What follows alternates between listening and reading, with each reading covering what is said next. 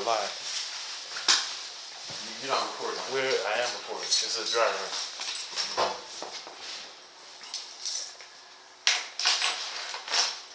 I'm gonna sit on this side or this side? It doesn't matter. Okay. I wanna check. Check, check, check. Check, check, check. Check, check, check. How's it going, everybody? It's your boy Uche Kalu, my co-host Dion Hudson, AKA Cowboy. AKA Cowboy. Who's Cowboy? That's what they call me. You know, the Cowboys doing really Yeah, well. I know. Not to be confused with the Dallas Cowboy football team. Just cowboy in general. Just think of a western or something, you know.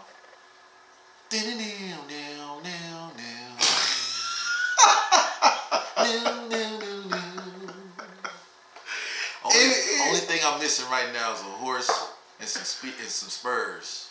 And cowboy hat. And some chewing tobacco. And some chewing tobacco. But I got bubble gum. So.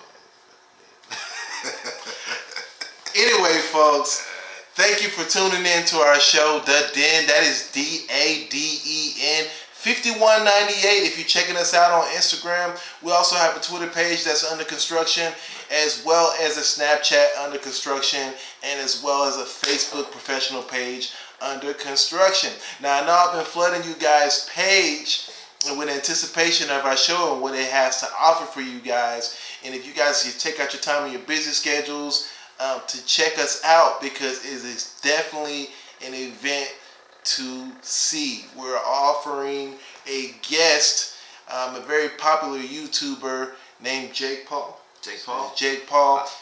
I think that Jake Paul is going to be very interesting to have him on the show. Absolutely. I really want to hear what he has to say about the last recent event that he was a part of.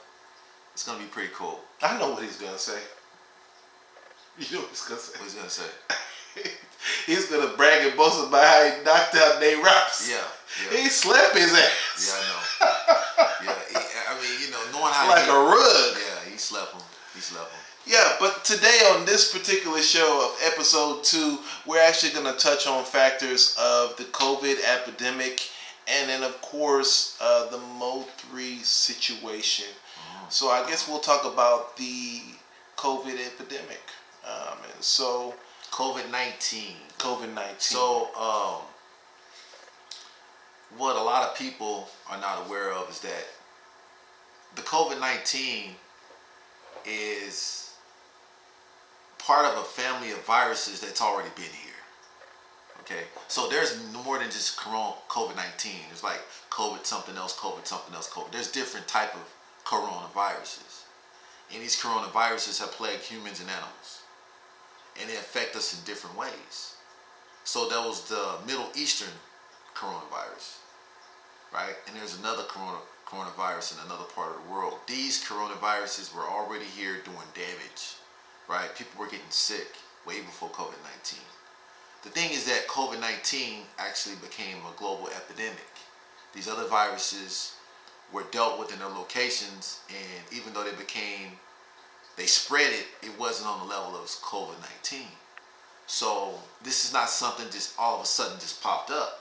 Absolutely. You know, people think it just popped up, right? My position on COVID-19 is that before COVID-19 stepped on the scene, there was 1,000 different things that one could get sick from and die from.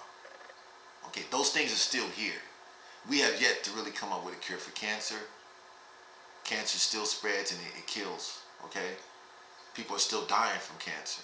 AIDS, HIV. Yes, these things are still on the books, okay? Not to mention the many ways that we, you know, intentionally or unintentionally inflict harm upon ourselves. So, you know, in many ways, humanity is its own worst enemy.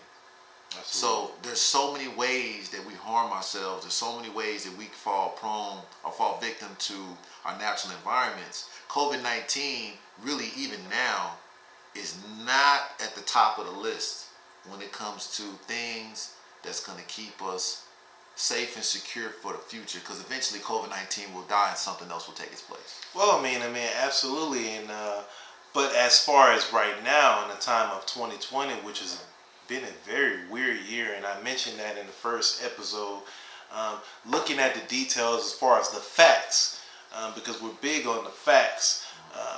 there have been some cases of a little bit over 2,000 deaths since the COVID-19 has hit us, and we've been underneath this epidemic, this pandemic, for about 6-8 months. Yeah, we've been under it for a while. It's been very time consuming. This thing really requires patience. To be on lockdown, to be forced to be away from your family and loved ones. It takes patience and it takes understanding. Knowledge is power. Every one of us should try our best to know as much about COVID-19 as much as possible. Absolutely. Because how can you deal with something that you know nothing about? Absolutely. And then up to this day, to yesterday, reliable sources reflected over 14,000 cases of COVID-19. And then also, of course, we're dealing with an election, which is in relation of the COVID-19 pandemic. And we have Kamala, and then we have Biden, President-elect Biden.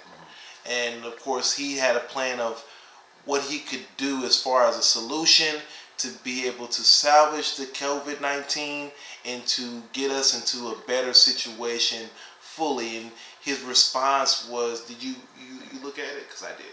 I happened to miss it. I was at work. I was going to catch up with it. Okay, so basically what he said was, if we can sustain ourselves for 100 days and wear a mask, every single one of us, no matter what we do once we leave the house, when we're in the house, when we leave the house, when we're going into gas stations to get gas, when we're going to work, to and from, no matter where we're going, if we wear a mask for 100 days, we will be saving approximately 70,000 lives. Now, if you don't believe me, folks, you can go ahead and check those reliable sources out. CNN is one of them, and it touches on the things that we can do to prevent. Now, let's talk about something that's related to it as well: vaccinations. Vaccinations, right?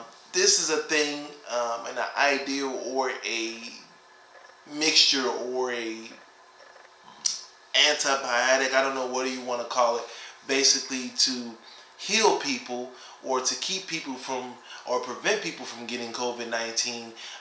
They are having Biden and Kamala and Obama and a lot of these politicians take this vaccination to calm society down and the public, our democracy, to make us feel comfortable about the vaccination. Now, there's been rumors and stories and things when it pertains to the vaccination and the importance of it. Should we take the vaccination or should we not? Because there's stories that saying that within the vaccination, there's a tiny chip that is inside that vaccination, and once it's implanted in you, they can locate you no matter where you go. That's a theory, conspiracy theory. True. He said, so there's a conspiracy theorist, which no matter where you go, there's always going to be a conspiracy theory, right? How many of these conspiracy theories are actually legit? We really don't know. But we do know, we can kind of tell when something's far-fetched, right? So you don't want to be out there in the clouds or drifting off in Twilight Zone. You let some conspiracy theory just take you off into a whole nother planet, right? You want to keep your feet planted on solid ground. Absolutely. So there are conspiracy theories already formulated about the COVID-19 vaccination. What we want to do is we want to mainly just focus on the facts. The facts is we need something. Yeah. The facts is many Americans have already died. Yeah. So do we need something to deal with this epidemic? Yes. Now, where do we start?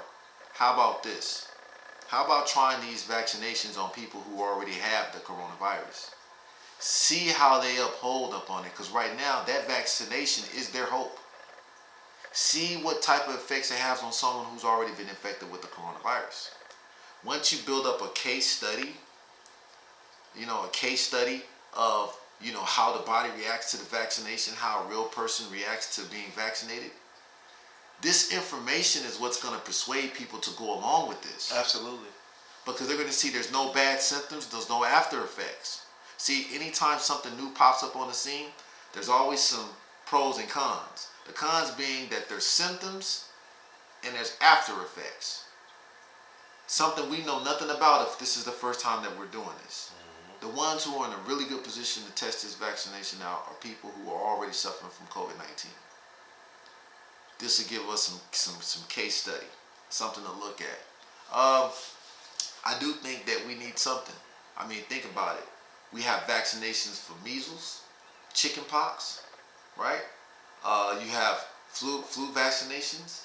We have vaccinations that are already on the books that are getting things done. People are not getting sick behind these vaccinations that are already here. So why not have another one for COVID-19 using logic? So I think it's necessary.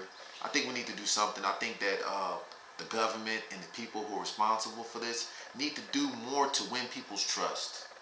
And it's good that you pointed that out. As far as winning people's trust, I'm all for doing a vaccination because that's getting us closer and closer to the normalcy of everyday life, where we don't have to wear a mask every single time we go somewhere, or we go out to eat, or we congregate with friends, or when we're at work. Because I myself, I'm getting tired of it. Yeah. And so within saying that, with the vaccination, the only problem that I have is there's not enough reliable sources explaining what the vaccination is and what it actually does, what we're to expect once getting the vaccination, what are the pros and cons of that, because all they're saying is, hey, you take this vaccination and then you're good. They're not really explaining to you the details of the vaccination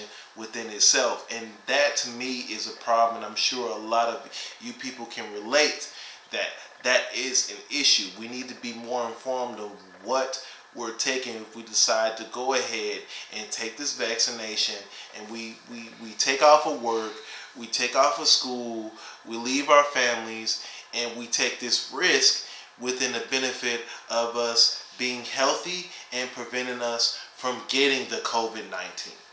Absolutely. Absolutely. Yeah. I think it's a necessary step.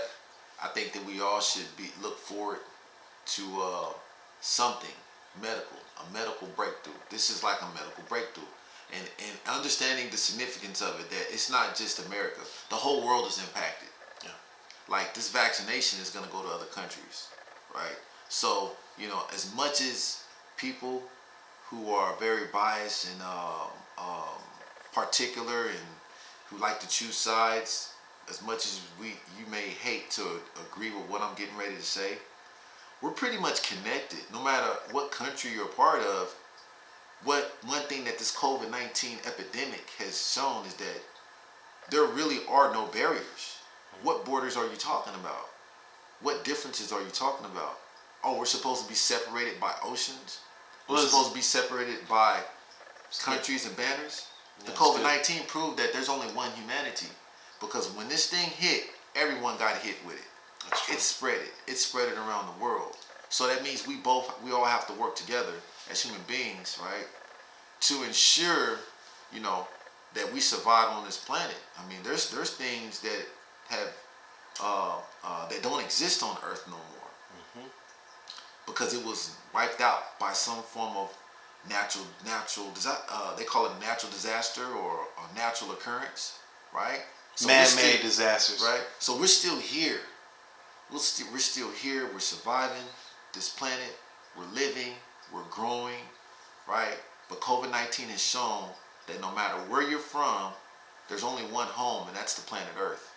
Absolutely. Okay? So this vaccination is going to spread around the world once we get it. Now, within saying that, adding to, what you said, I mean, in very, very eloquently put, as far as how you explained what's going on and what to expect with the COVID-19. But then also, with this situation, we're dealing with the election, and we're dealing with our existing president and then the president-elect. And then what are you dealing with exactly?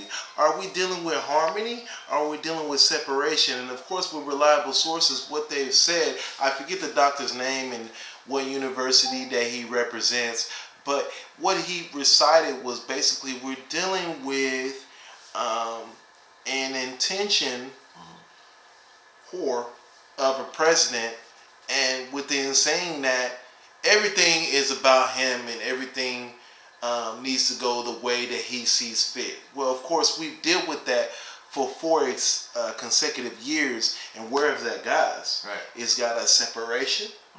It's got us heartache.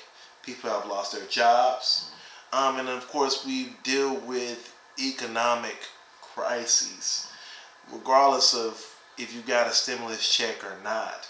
It has not helped our economy at all whatsoever. And then what do you have right now, up to date to now, into December? You're dealing with separation of basically the power of the tribes. You're dealing with tribe battles, so to speak, and everybody's against one another. And that's what we're trying to decrease and deplenish away completely as a whole. We should not be antagonizing one another, fighting one another. We should come together. Yeah, right now, to add to what you're saying, right now, while we're in this epidemic, COVID-19, right, we really need to come closer. So we need to get closer than we've ever been, because it's bigger than just us as individuals, right? It's bigger than us as individuals. It's bigger than us. And, what we do right now will affect everything that we're doing. So it's important, very important, that we stick together during this, this epidemic, and not allow our divisions to cause us to even be further divided, right? So the thing that I have witnessed amongst each other is that people have a tendency to panic when things are not taking place the way that they want it to take place. People have a tendency to forget the things that are important. So right now, what we have to do is we have to reflect on what's important to us all, right? And what's important to us all is that we keep ourselves safe, we keep our families safe, we keep each other safe, right?